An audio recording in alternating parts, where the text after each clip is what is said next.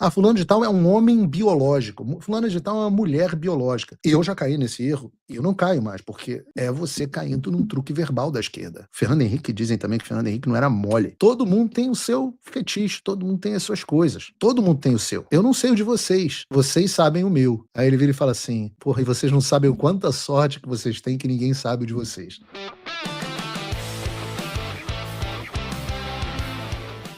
Uma jornalista da Folha me mandou aqui um post de um cara que eu não conheço na minha vida, dizendo que daqui a algumas horas o Intercept vai publicar uma reportagem que vai implodir a candidatura de Flávio Bolsonaro. Será? O que será? Tomara que não seja uma dessas surubas do astronauta. Coitado do Flávio, cara. Imagina os efeitos disso. Ser candidato a presidente é muito ruim. Você ter sua vida privada devassada é muito ruim, cara. Muito ruim. Eu me lembro que teve uma história que circulou da Manchete. Eu estava até conversando sobre isso com uma outra jornalista também da Folha de São Paulo, de mais velha, que eu me dou bem. E aí eu tava falando com ela e falando assim, cara, você lembra, né, que o meu avô, quando foi presidente, teve uma história, a Manchete publicou uma história de que ele tinha tido um filho fora do casamento. E foi um escândalo, cara, foi uma coisa horrorosa. Eu me lembro que a minha avó parece que ficou bem puta com meu avô na época. A imprensa que você tem um filho fora do casamento é escroto, né, porque é uma humilhação meio pública. E no final das contas não era, o filho não era dele, ou seja, essa ele não tinha carimbado. E aquilo foi considerado uma coisa muito suja, né? Entrar na vida privada das pessoas e tal. Depois teve a história, ela me lembrou da história do Lula com a Rose, não sei se vocês lembram da história do Lula com a Rose, e aí tinha um problema de político por trás do assunto da Rose, mas foi uma coisa que a Folha de São Paulo que publicou essa notícia, e ela estava me contando que houve uma discussão até dentro da Folha se isso deveria ser publicado ou não. Hoje não tem mais nada disso. A vida privada do cara, e o Lula é vamos fazer aqui a defesa ou o ataque, se alguém preferir, né, ao Lula. O Lula é conhecido por ser um grande comedor. O Lula é mulherengo, sempre foi. História da Janja, pô, nem vou falar aqui, mas o Lula é conhecido por isso. Sempre foi conhecido por isso. E a imprensa preservava, né? Fernando Henrique, dizem também que Fernando Henrique não era mole, literalmente, talvez. Fernando Henrique era duro. E era uma coisa preservada, os jornalistas inteiros sabiam. Tinha uma jornalista famosa, inclusive, que todo mundo dizia que tinha um caso com o Fernando Henrique. E as coisas eram mais ou menos preservadas. Hoje, cara, é tudo vida pessoal do cara sendo devassada. E eu pergunto às pessoas que estão em casa, né? Vocês que são tão puros, será que vocês sobreviveriam se a vida pessoal de vocês fosse devassada? Eu me lembro do Louis C.K., que é um comediante famoso aqui nos Estados Unidos, que ele teve a vida destruída pelo movimento Me Too. E a história, inclusive, é que Me Too era aquele movimento contra estupro das mulheres e tal, que varreu aqui Hollywood e tudo mais, e aí todo mundo que era acusado de estupro, alguma coisa do tipo. E no caso dele, ele chamava as mulheres para o quarto dele e elas voluntariamente iam, e ele pedia para descascar a banana na frente, tocar uma na frente delas. Esse era o tesão dele, era a fantasia dele. E aí, ele agora parece que tá bombando de novo, parece que ele é o maior comediante dos Estados Unidos, ou talvez um dos maiores comediantes vivos dos Estados Unidos. Ele parece que agora voltou, depois de, sei lá, uns 10 anos banidos, ele voltou com um especial do Netflix. Eu fiquei até feliz, tá velhinho, tá mais velho e tal, voltou com um especial do Netflix. Eu tô dizendo tudo isso porque tem uma sketch de comédia dele, onde ele tem que falar sobre esse assunto, e ele fala assim, olha, todo mundo tem o seu fetiche, todo mundo tem as suas coisas, todo mundo tem o seu. Eu não sei o de vocês sabem o meu. Aí ele vira e fala assim, porra, e vocês não sabem o quanta sorte que vocês têm que ninguém sabe o de vocês. Porque agora todo mundo sabe o meu. E ele fala de um jeito engraçado, mas, cara, imagina você ter a sua vida pessoal devassada, a sua vida íntima devassada, em nome de disputa política. Aí alguém vira e fala assim, eu quero ser político. Eu falo, meu filho, pô, não queira, não queira. Isso é uma desgraça. Já que a gente está falando de direitos das mulheres e decisões que no Brasil, discussões, aliás, que no Brasil se tornaram proibidas, tem coisa no Brasil que a gente não pode mais falar, senão vem uma senadora e manda te prender, né? É muito importante que a gente entenda que a gente não pode cair no truque da esquerda e fingir, o truque da esquerda de tentar fingir indignação e por meio dessa indignação te cancelar. E aí a gente deixar de discutir certos assuntos. A gente nunca pode fazer isso no Brasil.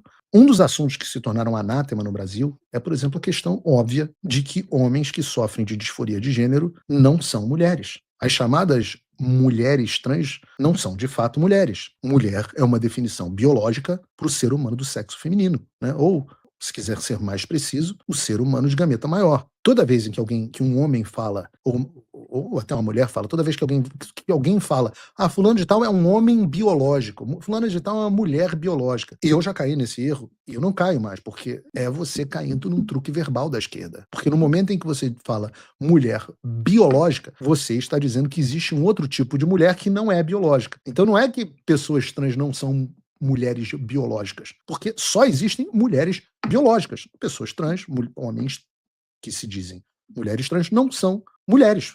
E ponto. Linguagem importa. E a gente sempre fala sobre o plano da esquerda de domínio da linguagem, porque Jordan Peterson, né, o homem cria pela fala. Assim como Deus cria através da fala, o homem também. O homem aqui é ser humano, né?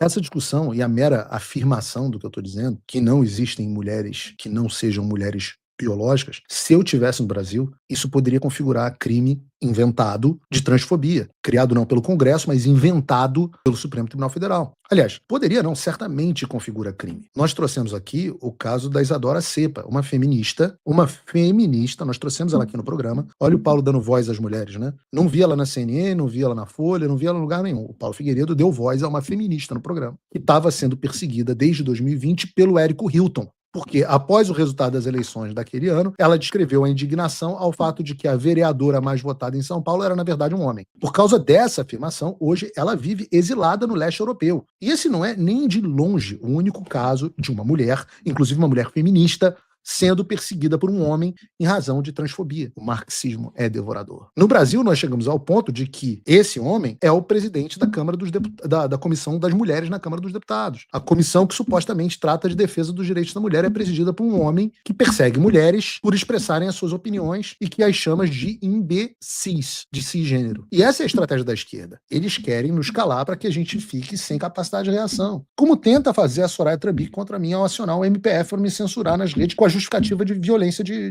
violência política de gênero. Como tentou, inclusive, fazer também o próprio Érico Hilton, que também tentou usar o Ministério Público para me acusar de crime de transfobia, mesmo eu estando em outra jurisdição.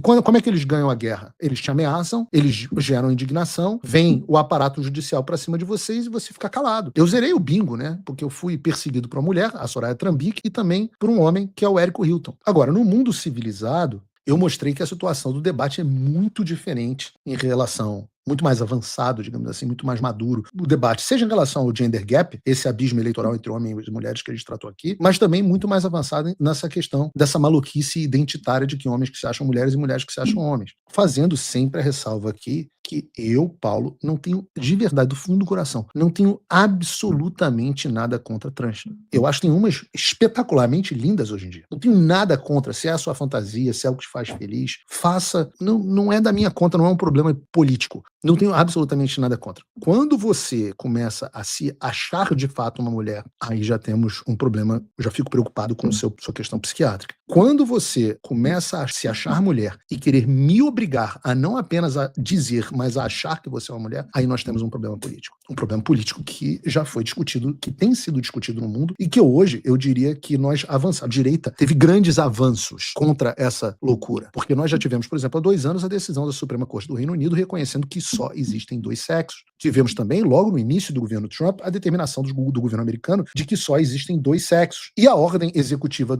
inclusive com consequências para o Érico Hilton, está lá no visto americano dele, que ele é homem. Tivemos também a ordem executiva do governo Trump proibindo homens de competirem em esportes femininos. Tudo isso não sem que houvesse o mesmo faniquito histérico da esquerda e da imprensa mundial, nos Estados Unidos e no mundo. Mas, obviamente, o mundo é feito por pessoas que não se abalam diante desse faniquito. E no caso, Donald Trump não se abalou.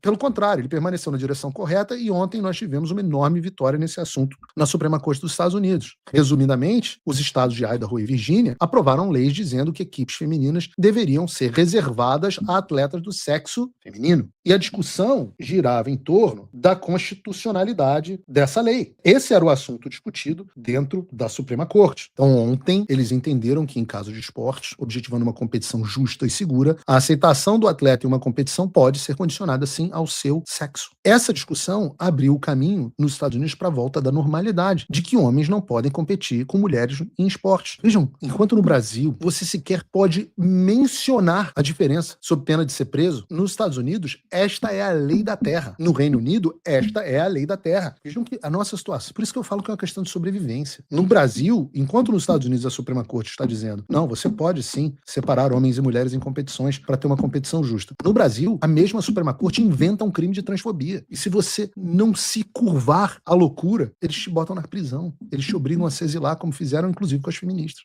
Nós tivemos um bônus, inclusive, essa não foi a única decisão correta da Suprema Corte americana, já que eles também tomaram uma decisão a respeito de um debate que a gente precisa ter um dia no Brasil.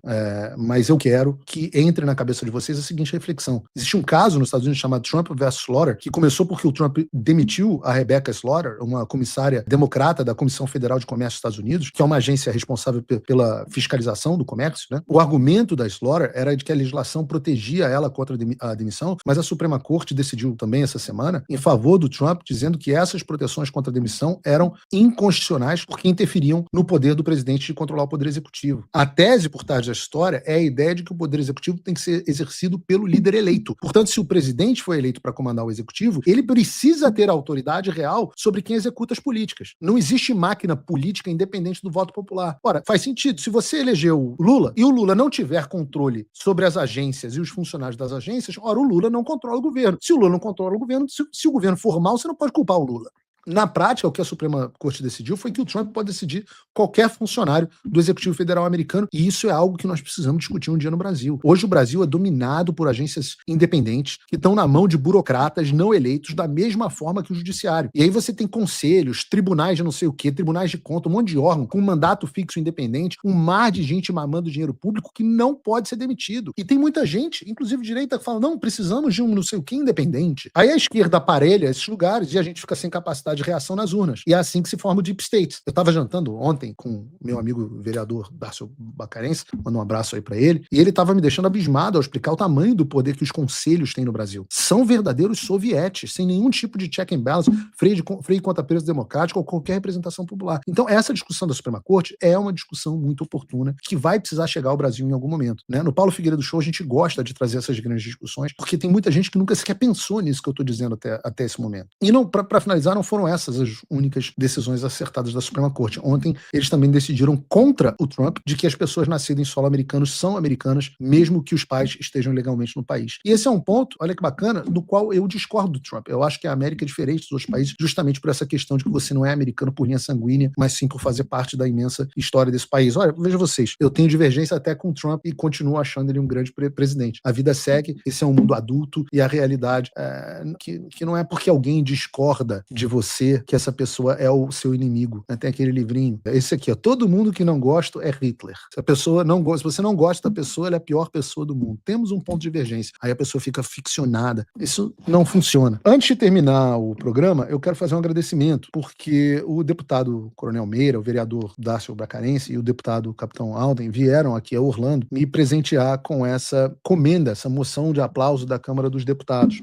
Deixa eu mostrar aqui para vocês. Ela é enorme, é maior que eu. E registrar o meu agradecimento. Ela diz assim, ó, Câmara dos Deputados, Comissão de Segurança Pública e Combate ao Crime Organizado, certificado de moção de aplauso em reconhecimento à atuação exemplar e relevância, e a relevante contribuição prestada à segurança pública concedida a Paulo Figueiredo Filho, jornalista, não achei que ia estar aqui, blogueiro, influenciador, empresário, quer que seja. A presente moção de aplauso, proposta por meio do requerimento tal, de autoria do deputado Coronel Meira, do PL de Pernambuco, aprovada pela Comissão de Segurança Pública e Combate ao Crime Organizado da Câmara dos Deputados. A homenagem reflete o reconhecimento público por sua coragem, dedicação e profissionalismo que honram os valores e princípios da defesa da sociedade e da ordem pública. Assina aqui o deputado Coronel Meira. Muito bonita a placa, muito obrigado. Vou guardar aqui, botar no escritório com muito carinho. Não é pelo reconhecimento que a gente faz as coisas ou deve fazer as coisas, mas é bacana, claro, quando o reconhecimento vem. É muito bonita a homenagem, eu agradeço aqui e registro essa minha apreciação.